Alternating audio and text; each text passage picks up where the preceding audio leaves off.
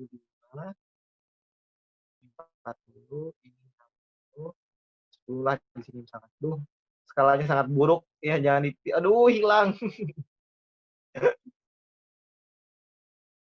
Jangan ditiru ya teman-teman, skalanya sangat buruk.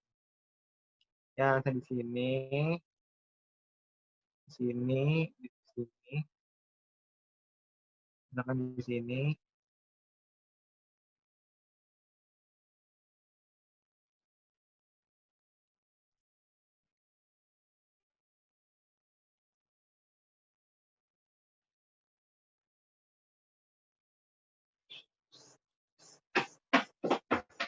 Nah, kira-kira seperti ini teman-teman ya untuk gambarnya. Tadi kan udah aku jelasin ya.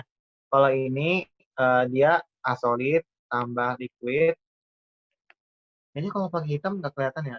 Nah, kalau ini dia solid doang, ini liquid doang, ini A solid plus AB3 solid, ini liquid plus AB3 solid,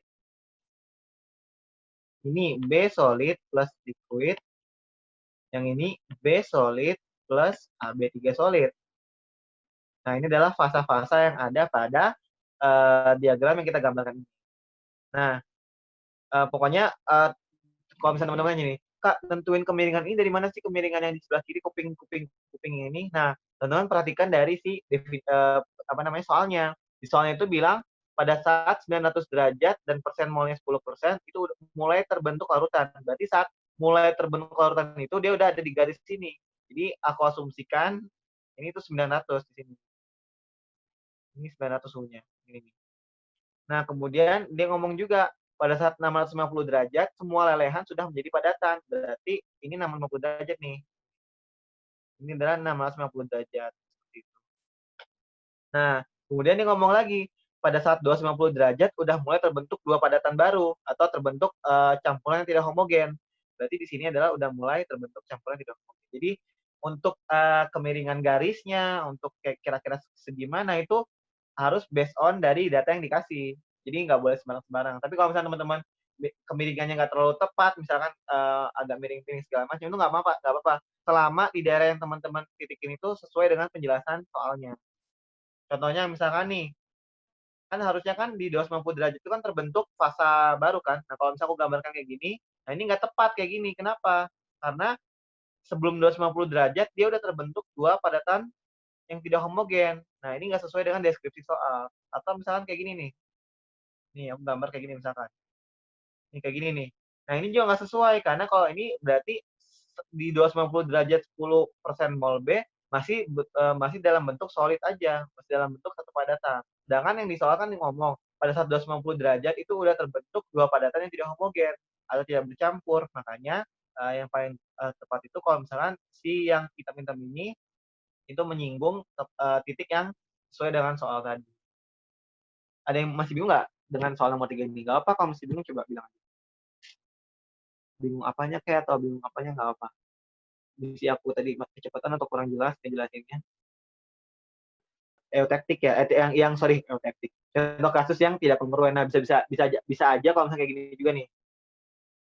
Misalkan kayak gini nih kasusnya ya. Ini misal doang yang. Nah, bisa juga kayak gini nih. Dia meleleh seperti ini, tapi dia kongruen. Misalkan kayak gini. Nah, ini juga bisa-bisa aja sebenarnya teman-teman. Kayak gitu. Nah, ini bisa-bisa aja sebenarnya, tergantung soalnya. Kalau misalnya yang ini berarti kan dia meleleh secara kongruen. Kongruen. Kalau ini kan dia nggak kongruen yang di bawah. Tuh. Sama-sama ada si telinga ini, tapi bedanya kalau misalkan yang di bawah ini dia tak kongruen, yang di atas dia kongruen. Makanya harus berdasarkan penjelasan soalnya. Kira-kira bentuknya itu yang reguler kah, yang seperti tadi yang kita gambarkan, yang kayak gini doang, atau yang dia memiliki tiga proses tadi. Kalau biasa kan lelehan padatan, biasa kan lelehan langsung campuran padatan. Nah kadang-kadang lelehan terus campuran padatan, padatan solid, terus campuran dua padatan. Nah kayak gitu. Itu teman-teman. Jadi harus hati-hati aja. Ada bentuk-bentuk seperti ini. Oke, mungkin nggak ada yang bertanya ya. Coba yang B, A udah ya. B Oh, derajat kebebasan belum ya. Derajat kebebasan tuh berarti ya udah ini tuh yang ini ini F sama dengan 2, yang ini F sama dengan 1, ini F sama dengan 1, ini juga F sama dengan 1, ini juga sama, ini sama dengan ini sama. Terus ini kalau yang di luar ini yang solid, ini F sama dengan 2. Ini yang solid ya. Kemudian di eutektik sama, eutektik F sama dengan 0. Yang ini juga F sama dengan 0. Seperti itu ya teman-teman ya. Jadi sama kayak tadi caranya nentuin si F-nya. Jadi teman-teman jangan panik atau jangan bingung cara nentuin F-nya. Persis kayak yang kita pelajarin pada yang diagram normal tadi.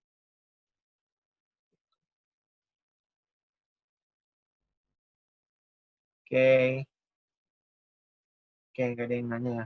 Terus yang C, aduh yang C nggak kelihatan lagi. Lelehan yang mengandung 50% mol B didinginkan perlahan-lahan dari 7 saja. Nah ini teman-teman harus ini ya, harus bener ya apa namanya skalanya. Soalnya kalau kan barbar nih skalanya. Pasti nanti salah ngitung si komposisinya, makanya harus pelan-pelan. Nah, yang di soal tuh 50% mol B tengah-tengah sini kan ya berarti. Terus pada saat 15 derajat, nah 15 derajat tuh yang kayaknya deh. Ya udah, berarti pakai aturan lever rule tadi ya teman-teman ya. Untuk yang soal nomor C, pakai aturan lever rule. Nah, ini kan. Nah, set, set. Nah, misalnya di sini ya, 15 derajat. Nah, berarti ini ke sini, ini ke sini. Berarti ini adalah L si A B3, ini adalah si L A gitu. Oke, udah deh. Nanti hitung aja perbandingan NA per NAB3-nya sama dengan tadi pakai lever rule. Oke, yang nomor 2 juga sama ya teman-teman. Bedanya lebih panjang sekarang kan 450. Jadi di sini set dan set ini lebih panjang. Gitu deh. Ada yang mau nanya dulu nggak teman-teman tentang nomor 3? Nanti aku sebelum kirim ke teman-teman, aku selesaiin dulu nomor 3 yang punya aku nanti. Aku benerin, aku bagusin dulu. Bentar aku foto. Maksudnya seenggaknya skalanya nggak sebar-bar yang ini di atas. Atau yang aku gambarin di bawah.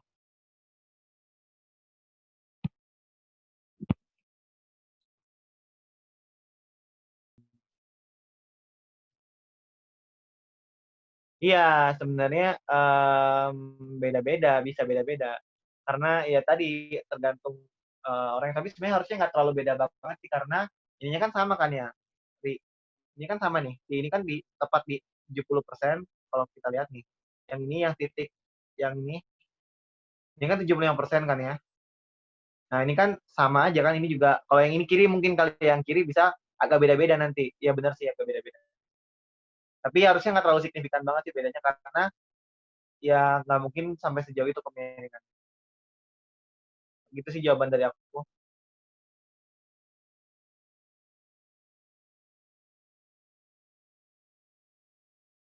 Oh iya, benar-benar lupa. Tadi Auri nanya kan ke everyone ya. Soalnya kan ini bakal ke youth-nya.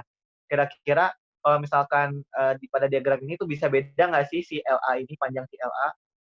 Nah, yang ini ya. Nah, ini bisa beda-beda. Karena apa? Karena kalau misalkan kita gambarnya kemiringannya misalkan kayak gini dan kemiringannya kayak gini misalkan, itu kan kadang-kadang agak beda sedikit kan ya, tapi nggak terlalu parah sih harusnya menurut bedanya. Paling mungkin sekitar 0,01, 0,02 sekarang itu bedanya paling. Tapi nggak masalah selama kalian bener cara ngerjain pakai level seperti ini, harusnya dibenerin. Buat angka kayaknya nggak terlalu, maksudnya selama cara kalian bener mungkin angka bisa jadi pertimbangan kedua sih. Gitu ya. Gitu, gitu, gitu, gitu.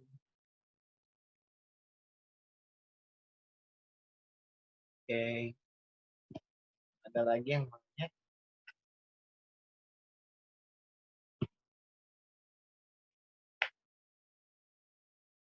Oke, kan nggak ada ya. Oke, ini nah sekarang soalnya di sana. Oke, nah soal nomor 4, suatu sel elektrokimia disusun dengan menggunakan 2 jenis elektroda dan 1 jenis elektrolit asam bromida. Pada bagian anoda terdapat gas hidrogen bertekanan 1 atm dan elektroda platina. Sedangkan pada bagian katoda digunakan padatan perak klorida dan elektroda perak. Percobaan dilakukan untuk mengubah molekula telur elektrolit. Hasil pengukuran potensial sel untuk semua variasi yang pada tabel berikut. Tuliskan reaksi sel dan notasi sel. Nah, ini aku agak bingung. Satu, beliau menggunakan paraklorida. Jujur, aku bingung karena ini kan kita menggunakan asam bromida kan. Makanya di sini aku mengasumsikan typo si paraklorida ini. Aku mengganti AgBr, perak bromida. Ini asumsi aku ya. Kayak aku ganti. Nah, untuk soal yang A kan disuruh menentukan notasi sel dan reaksi sel. Nah, pertama, seperti yang soal sebelumnya tadi UTS 19, kita tentuin dulu reaksi di anoda dan katoda. Nah kan kalau ini kan lebih jelas kan ya, karena di sini dia ngomong bahwa dari H2 jadi HBr. Ya udah, berarti ini terjadi oksidasi. Sehingga di sini dari H2 ditambah 2Br min menghasilkan 2HBr. Nah, kemudian untuk katodanya di sini AgBr ditambah elektron menjadi Ag plus Br minus. Ini. Ya udah, yang di bawah kita kali 2, yang di atas kita kali 1, sehingga reaksi keseluruhannya seperti itu. Seperti itu. Itu reaksi keseluruhannya. Nah, notasi selnya seperti apa? Notasi selnya ya udah berarti karena katodanya pakai PT dan anodanya pakai Ag, sorry, balik. Anodanya pakai PT, katodanya pakai Ag, maka kita tulis seperti ini.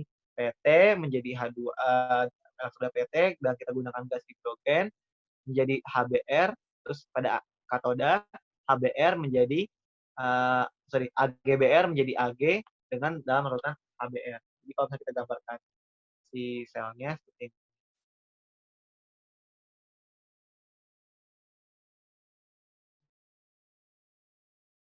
Nah, ini misalkan ini PT. Nah, ini misalkan PT, ini Ag, ini PT, kemudian ini adalah misalkan larutan, ini misalkan ini HBr, aduh, ini HBr, ini juga HBr. Sama konsentrasinya, seperti itu ya teman-teman. Jadi itu contoh kalau misalnya ditanya gambar diagram selnya. Oke, untuk yang A, apakah ada yang ingin bertanya tentang notasi sel dan reaksi keseluruhannya? Oh iya, aku lupa. Kalau nulis reaksi elektrokimia, ini sebenarnya kesetimbangan teman-teman ya. Sorry banget aku lupa, selalu lupa. Nih, maksudnya kesetimbangan seperti ini ya. Jadi pokoknya reaksi oksidasi, reduksi pada proses elektrokimia itu, pasti dia melibatkan kesetimbangan, nggak satu arah. Kalau ini kan kalian belajar kan di CPE ya. Kalau CPE itu kan setiap reaksi yang memenuhi persamaan Nernst tuh harus reaksi kesetimbangan, nggak boleh reaksi searah. Dan juga hati-hati kalau misalnya reaksi keseluruhan ini ditulis fasanya teman-teman ya, ini solid, ini gas, ini aqueous, ini solid, ini aku barbar banget nih kerja itu. Jadi nanti ditulis ya fasa-fasanya. Nanti aku tulis dia baik. Oke. Untuk nomor B, B itu apa soalnya? B itu apa? Tuliskan persamaan Nernst untuk reaksi tersebut sebagai fungsi dari koefisien keaktifan rata-rata dan molalitasnya. Nah, ini mirip nggak sih sama soal sebelumnya? Ya, ya cukup mirip kayaknya. Pernah ada soal kayak gitu tadi.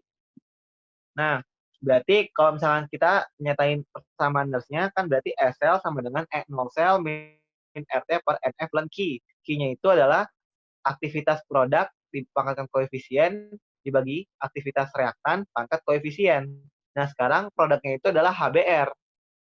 Ag kan kita tahu bahwa aktivitas Ag kan sama dengan 1 ya teman-teman. Terus aktivitas AgBr juga sama dengan 1, maka kita bisa abaikan. Nah, sehingga Q-nya ini sama dengan aktivitas HBr kuadrat dibagi tekanan H2. Nah, aktivitas HBr tadi kan kita udah kerjain ya soal sebelumnya ya. Itu kan sama dengan aktivitas H plus dikali aktivitas Br minus. Nah, aktivitas H plus ini kalau misalnya kita punya HBr nih, kita punya HBr misalkan sebanyak M. Ini kan H plus, ini Br minus nih. Nah, ini misalkan M molalitasnya. Ini kan berarti H plus juga M, Br minus juga M kan. Sehingga nanti AHBr itu sama dengan M dikali gamma H plus ditambah M dikali gamma minus. Sorry, kok tambah? Dikali M dikali gamma minus. Sehingga menjadi M kuadrat dikali gamma plus minus kuadrat. Nah, ini adalah aktivitas dari si HBr. Atau suatu senyawa garam 1:1. Satu ion. Sorry. Nah, kita ubah menjadi seperti ini bentuknya. Nih. kuadrat kan. Nah, pangkat 2 ini kan kalau dalam ln itu kan kita bisa keluarkan ya teman-teman yang menjadi koefisien ln. Makanya kita coret sehingga tersisa menjadi SL sama dengan E0 sel min RT per F ln M kuadrat gamma plus minus kuadrat. Nah, karena diminta dalam menyatakan dalam molalitas dan gamma plus minus, kita pisahkan nih. Kita pisahkan antara M sama gamma plus minus karena kan dia bilangnya nyatakan dalam molalitas dan koefisien keaktifan. Berarti kita pisahkan M-nya dan gamma plus minusnya. Nah, kalau secara matematik kita pisahkan seperti ini nih. Ini untuk yang M, kan kalau misalkan ini kan duanya keluar ya. Kalau misalkan ln XY itu kan sama dengan ln X tambah ln Y. Nah, berarti di sini kalau ln M kuadrat gamma plus minus kuadrat itu kan sama dengan berarti ln M kuadrat ditambah ln gamma plus minus kuadrat. Nah, kita pisahkan. Berarti kan sama dengan min RT per F ln M kuadrat min RT per F ln gamma plus minus kuadrat. Duanya kita keluarin, jadi seperti ini. Nah, kemudian karena kita pengen dalam bentuk log kan, kalau misalnya ln kan jarang kita gunakan kan, nggak familiar. Nah, kita gunakan dalam bentuk logaritma, sehingga kita kalikan faktor 2,303.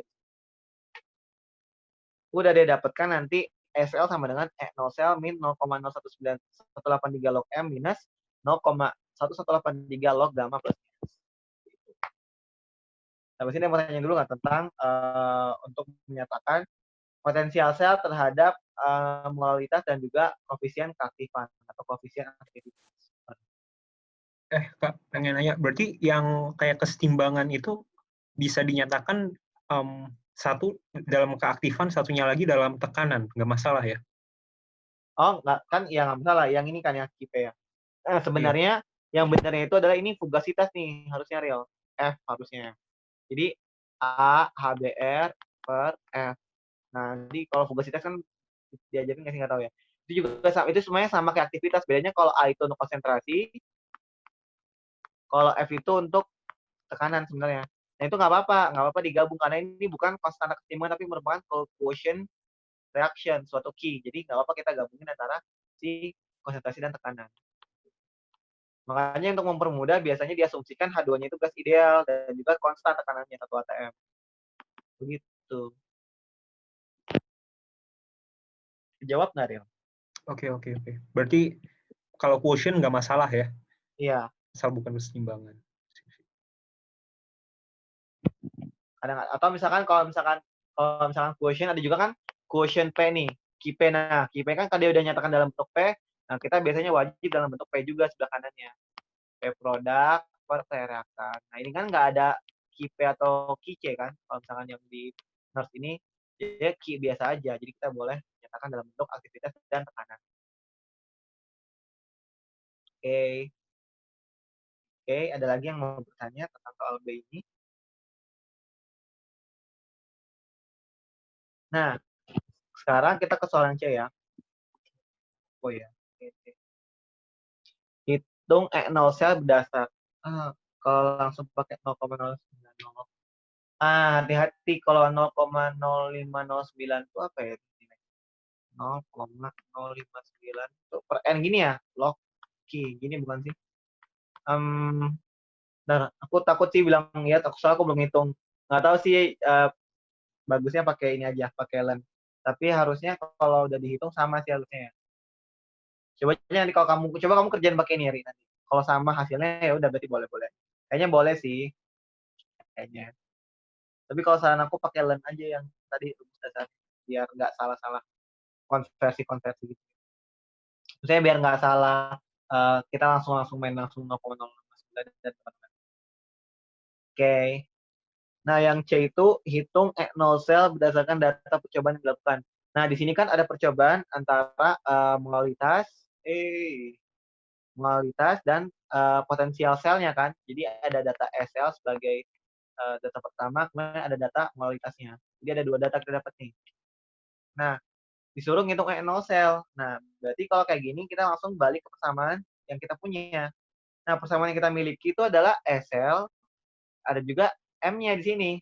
Tapi permasalahannya apa? Permasalahannya kita nggak tahu nilai log plus minus ini, ya nggak teman-teman? Kan kita mau cari nilai no cell. Kita punya nilai SL, ini punya. M kita punya. Nah, kita nggak punya ini masalahnya ini, si log plus minusnya. Nah, karena kita nggak punya, maka kita harus mengkonversi si log plus minus ini sebagaimana mungkin biar bisa menjadi M. Kenapa? Karena kalau dia nggak bisa jadi M, ya nggak boleh kita masukin dalam persamaan garis. Ya kan? Ini sama aja berarti 3 variabel. Ini variabel Y, misalkan. Ini variabel X, yang ini variabel Z. Nah, kan nggak ada kan yang di soalnya. Maka kita harus mengubah si log plus minus ini sedemikian rupa agar menjadi M. Nah, gimana caranya? Kita gunakan Debye-Hackl. Menurut Debye-Hackl bahwa log plus minus itu, log gamma plus minus sama dengan min A dikali Z plus dikali Z minus dikali akar I. Ini. Di mana I merupakan kekuatan ion. Nah, sekarang kalau kita punya HBr, berarti kalau kekuatan ion HBr sama dengan setengah dikali ion H plus kuadrat, 1 kuadrat dikali molalitasnya kan tadi M ya. Kalau HBr kan kita punya tadi, ini kan H plus tambah Br minus. Kalau ini M, berarti ini M, ini juga M. Maka kalau kita cari nilai kekuatan ionnya sama dengan M. Seperti itu.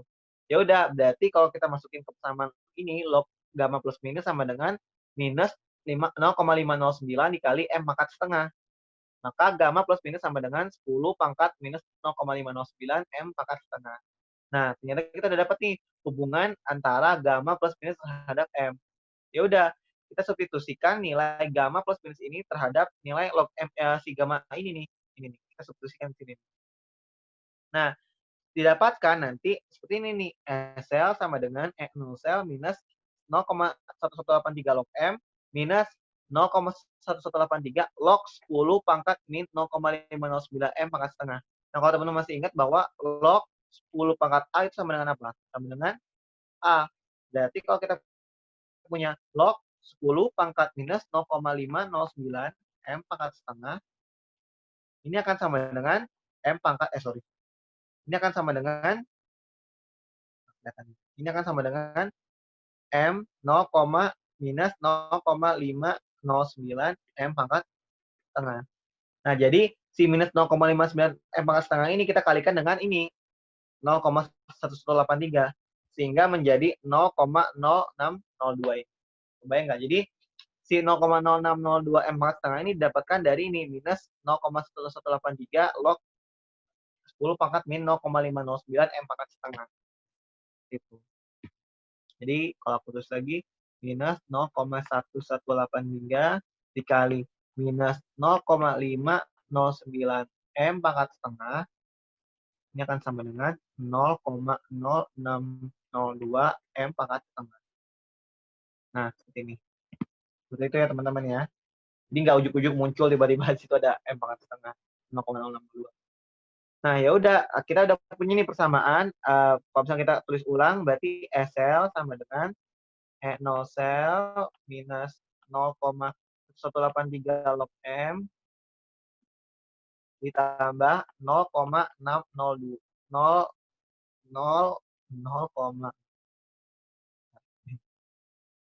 tambah 0,0602 M pangkat setengah. Nah, ini kan ada dua nilai M ya teman-teman. Ada nilai M yang ini, ada nilai M yang ini. Nah, kalau kita bikin sumbu X kan ribet tuh. Kan dia ditambah dulu kan. Nah, makanya biar gampang si lognya kita pindah ke kiri. Jadi, SL plus 0,0183 log M, yang sumbu X-nya kita pindahkan ini. Kebayang nggak? Jadi, si log M yang sebelah kanan tadi kita pindahkan ke kiri, jadi sumbu Y ini sama SL. Kemudian, yang 0,0602 ini kita pindahkan sebagai sumbu X, biar mempermudah kita untuk mencari persamaan garisnya. Karena kalau kita mau bikin sumbu X-nya ini, di sumbu X-nya, ribet, karena penjumlahan log M dikurangi M-nya lagi, ribet, kemungkinan salahnya gede kan. Ya udah, jadi mending kita bikin sumbu Y-nya ini, sumbu X-nya ini. Nah, kalau teman-teman bikin nanti, kalau teman-teman bikin sendiri nanti ya, nanti aku udah bikin dan udah cari, dapetnya seperti ini. Y sama dengan 0,916X ditambah 0,0712. Itu persamaan garis. Ya udah, kan ini kan kita dapat nih, Y, yang ini ya, Y sama dengan MX plus C. Di mana C-nya itu adalah apa? C sama dengan 0 sel kan? Ya udah, Berarti nanti NO cell-nya sama dengan 0,0712. Ini adalah NO cell dari reaksi. Gitu deh. Oke, ada yang mau bertanya sampai sini terkait soal C untuk mencari nilai NO cell. Oh, oke. Tadi out. Ada yang Cara bertanya? ngubah sumbu Y, sumbu X-nya ke persamaan gimana Kak? Langsung ituin aja. Oh, ini kan kalian pakai regresi linear kan? Kalau regresi linear kan ada di kalkulator ada X sama Y. Nah, X-nya kamu masukin, kan itu ada 4 data kan ya, ada 4 data M, masukin M pertama, M kedua, M ketiga, M keempat. Nah, ingat X itu ada 0,0602 M maksimal. Jadi misalkan ya, misalkan M1 itu nilainya misalkan 4,4 kali 10 pangkat min 4. Ini misal doang. Berarti data pertamanya ini, data 1, itu sumbu X-nya itu adalah 0,0602 dikali 4,4 kali 10 pangkat min 4 pangkat setengah. Nah, ini data pertama. Data keduanya kamu masukin lagi kayak gini. Data ketiganya masukin dapat sampai 4 data. Terus yang Y-nya juga sama. Y-nya berarti nanti kamu lihat SL-nya, kamu tambahin 0,1183 log M-nya. Bayang nggak maksud? Jadi ya emang nguli gitu sih. Emang harus maksudnya emang kamu catat dulu di kertas biar nggak lupa log M berapa, log M berapa, log M berapa. Jadi tinggal dijumlah-jumlahin aja. Gitu deh. Kebayang nggak, Ariel? Kebayang. Jadi nilai yang dimasukin ke regresi, langsung masukin ke nilai X di kalkulator itu yang min 0,1 bla bla bla masukin log M-nya gitu kan. Hmm. Ya.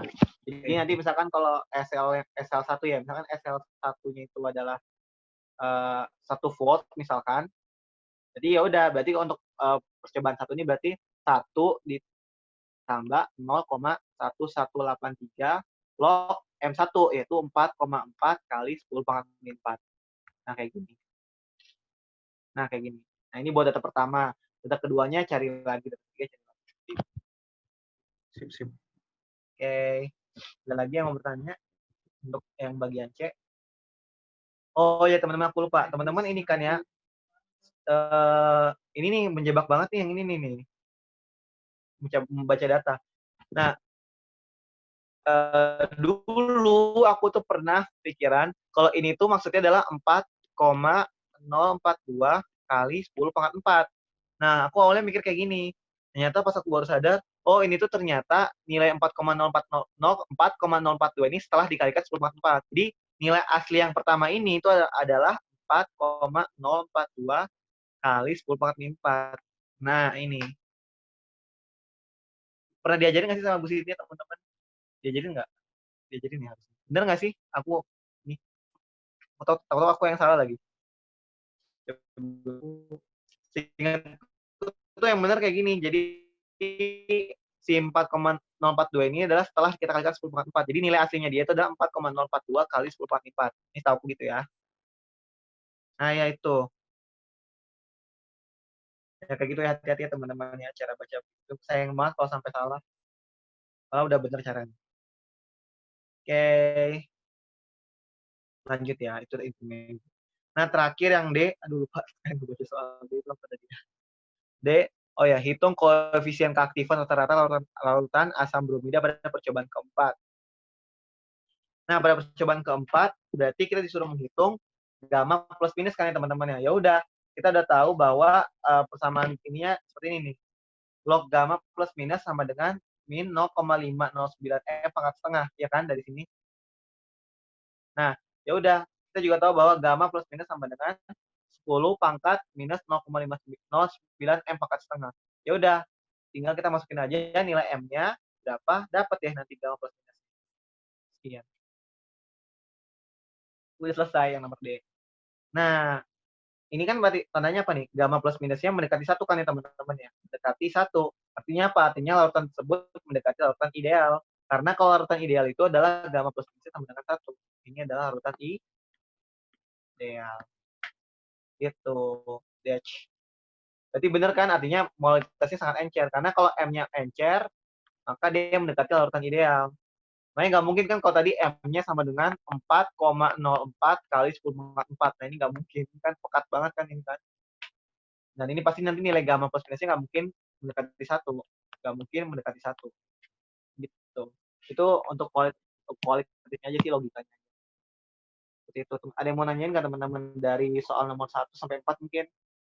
Nomor 4-nya aja, boleh.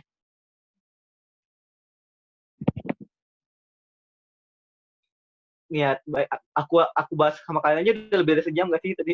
Gimana kalian ngerjainnya coba ya Allah. Insyaallah. Semangat guys, bisa.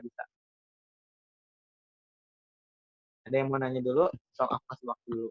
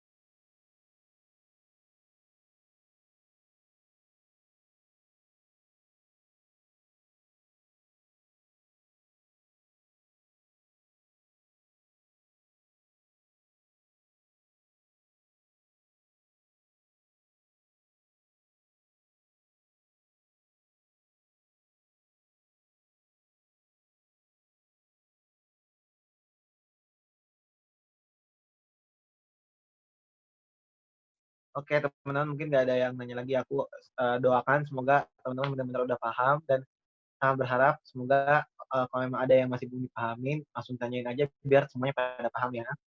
Semoga semuanya bisa paham, bisa lancar ngerjain soal ujian besok. Amin. Pokoknya tetap tenang. Saran aku, malamnya jangan begadang ya. Apapun urusannya tolong jangan begadang. Maksimal tidur jam 11 lah atau setengah 11 biar besok kita lebih efektif dan lebih fit juga buat ngerjain soal ujiannya.